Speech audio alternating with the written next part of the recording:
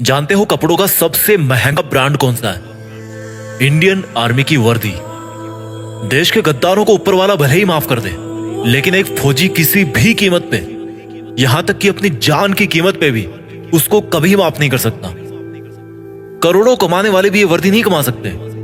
दुनिया के जो बड़े बड़े करोड़पति अरबपति बन के बैठे हैं ना, जो जिनको आप टीवी पर सिनेमा में हीरो बने हुए देखते हो, वो भी नहीं है उस वर्दी को कमाने के लायक। क्योंकि वो वर्दी भाई पैसों से नहीं मिलती, वो पैसे में नहीं बिकती। अगर पैसों में बिकती तो हर कोई पहन के घूमता और अपने आप को फौजी बोलता। उस वर्दी को अगर कमाना है ना, तो पैसा नहीं चाहिए, पैसा नहीं बनाना उसके लिए, उसके लायक बनना है।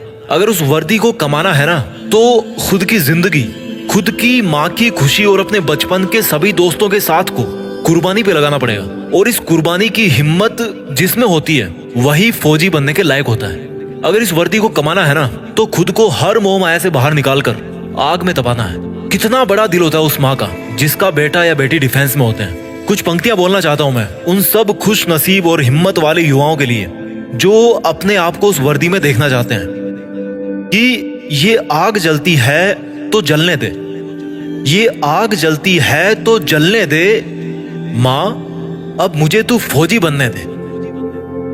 जाना है उस जगह, जाना है उस जगह जहां सुना है मन के मौजी बसते हैं। जाना है उस जगह जहां सुना है मन के मौजी बसते हैं। बहुत देख लिए दुनिया, चल अब फौजी बनते हैं। बहुत जीली नाकाम जिंदगी, चल अब देश के लिए कुछ काम करते हैं। फर्जी के रिश्तों में जिंदगी बर्बाद कर डाली, चल अब जिंदगी देश के नाम करते हैं। अब फौजी बनते हैं। ये सरहदें पुकारती मुझको है, ये आतंक की बदबू ललकारती मुझको है।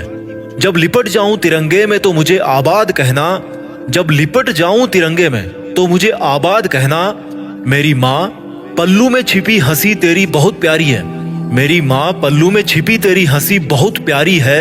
जब लिपट जाऊं तिरंगे में तो मुझे आबाद कहना, मेरी माँ पल्लू में छिपी हंसी तेरी बहुत प्यारी है। इसलिए मुस्कुराते हुए अपने लाल को गुड बाय कहना। ये मोबाइल के स्टेटस देख देख के थक गया हूँ, बन जाऊं मैं भी एक दिन सबका स्टेटस, खुद के इसी वादे में बंध गया हूँ। माँ के आंचल की खुशबू तो वैसे फीकी होती नहीं कभी, पर उसमें थोड़ी सी मेरी वर्दी की खुशबू भी मिला दूं ना, तो दोनों जहां यही मिल जाएंगे मुझे। और अगली दो लाइन उन लोगों के लिए बोलना चाहता हूँ जिनको लगता है कि बॉयफ्रेंड गर्लफ्रेंड के अलावा इस दुनिया में कुछ होता ही नहीं है। तो भाई कान खोल कर सुनो मेरी बात। बेवफाओं की इस दुनिया में हम कभी वफा ढूंढते थे। ये एक फौजी की तरफ से लाइंस आपके लिए कि बेवफाओं की इस दुनिया में हम कभी वफा ढूंढते थे। बड़े नासमझ थे जो रेगिस्तान में कमल ढूंढते थे। अरे बेवफा तुम्हारे लिए हम मरने का वादा करते थे ना, अरे बेवफा तुम्हारे लिए हम मरने का वादा करते थे ना। लेकिन सुन, इस वर्दी के लिए तो बार बार पैदा होकर मरने का मन करता है। और जो युवा ये बोलते हैं ना कि मेरी तो लाइफ में यार बहुत समस्या है, मैं क्या करूं समझ नहीं आ रहा, तो उनको केवल दो लाइन में मैं समझा दूंगा कि भाई कि तुम्हारा दुख ना बहुत छोटा है, बहुत छोटा है यार। कि हमने समंदर को भी सूखते देखा है, हमने समंदर को भी सूखते देखा है, जब जब मेहंदी वाले हाथों ने मंगलसूत्र उतार के रखा है। जिंदगी में समस्या किसके पास नहीं है, पर एक वो इंसान भी है जो फौजी की वर्दी में हर समस्या का सामना करके अपना फर्ज निभाता है, लेकिन फिर भी रोता नहीं है, मुस्कुराता है। वो फौजी जो हर बार छुट्टी से वापस आते समय यही बोल के आता है कि जल्दी फिर लौट के आऊंगा।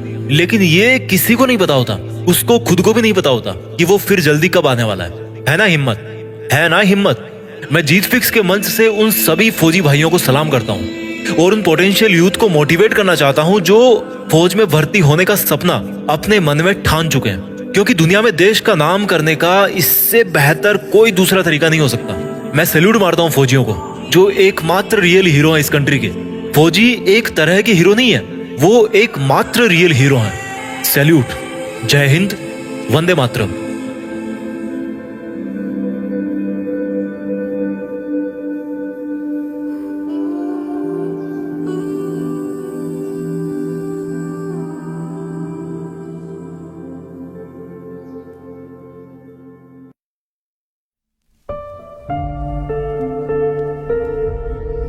जीत फिक्स।